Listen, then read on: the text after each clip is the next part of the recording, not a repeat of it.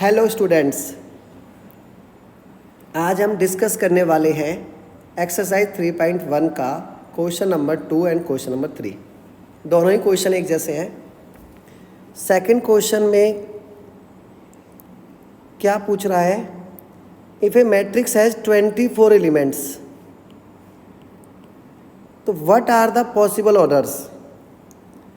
अब पहले तो ये चीज़ समझते हैं कि इसके अंदर कंसेप्ट क्या है। देखो, अगर नंबर ऑफ एलिमेंट्स आपको गिवन है तो ऑर्डर्स कैसे फाइंड करते हैं। एक्चुअल में जो ऑर्डर होते हैं ना, वो number of rose into number of column होता है।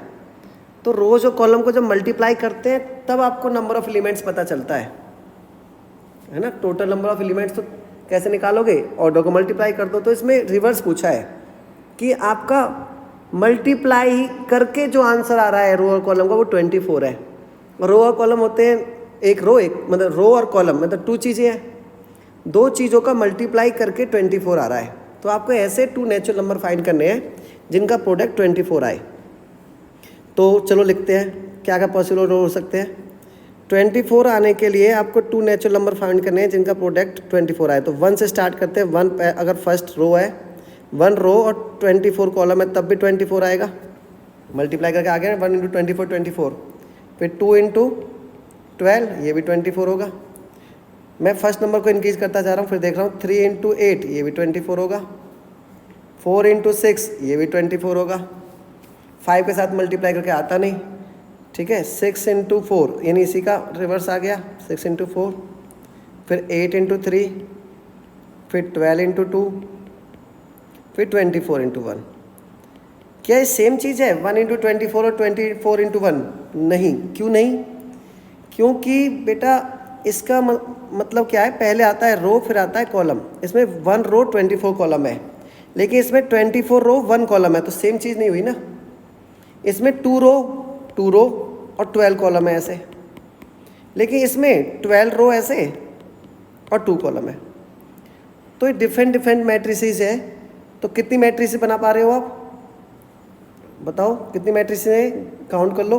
1 2 3 4 5 6 7 8, ठीक है। There are 8 possible matrices having 24 elements of order 1 into 24, 2 into 12, 3 into 8, 4 into 6, 24 into 1, 12 into 2, 8 into 3, 6 into 4।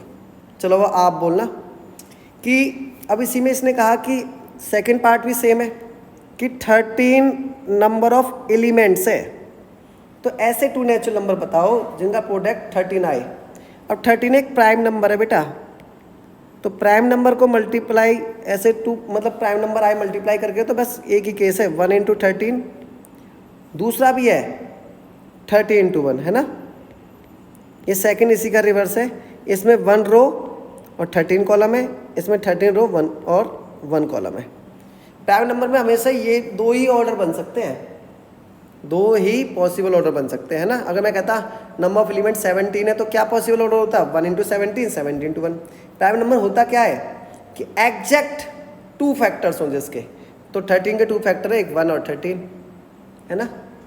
2 से ज़्यादा फैक्टर होने पे वो बन जाता है कंपोजिट नंबर। और दुनिया में एक ही ऐसा प्राइम नंबर है जो इवन है, वो है 2। 1 प्राइम नहीं है, ना ही कंपोजिट है। तो इसमें बेटा देयर आर 2 पॉसिबल ऑर्डर्स, या आप बोल सकते हो there are 2 possible matrices having 13 elements, ठीक है, of order 1 into 13 and 13 into 1। देखिए बिल्कुल थर्ड पार्ट भी सेम है। तो इसका मैं एक रिजल्ट लिख सकता हूँ क्या? Number of elements in A m/n matrix is mn। किसी मैट्रिक्स का ऑर्डर m/n है तो उसमें एलिमेंट्स कितने होंगे? mn। और एलिमेंट्स दे रखे हैं mn, तो आपको इस टाइप से 2 फैक्टर्स मालूम करने हैं जिनका प्रोडक्ट mn आए। नेचुरल नंबर होने चाहिए वो।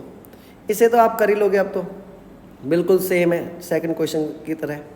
18 एलिमेंट्स है, तो आपको ऐसे 2 नंबर मालूम करने हैं जिनका प्रोडक्ट 18 आए, यानी वो ऑर्डर होगा जैसे 1 की टेबल में 1 इंटू 18 बोल सकते हैं। चलो 2 इंटू 9, 3 इंटू 6, 4 टेबल में 18 आता नहीं, 5 में आता नहीं, फिर 6, यहीं से रिवर्स शुरू हो गया।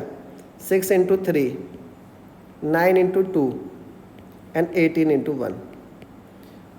ठीक है। तो हम there are 6 possible matrices having 18 elements of order 1 into 18, 2 into 9, 3 into 6, 8 into 1, 9 into 2, 6 into 3। कितना आसान है, बस मैं सिंपल सी बात बोल रहा हूँ बार बार। 18 एलिमेंट्स है तो आपको पॉसिबल ऑर्डर पूछा है, तो आपको ऐसे 2 नंबर बताने हैं जिनका प्रोडक्ट 18 आए। ओके बेटा, थैंक यू।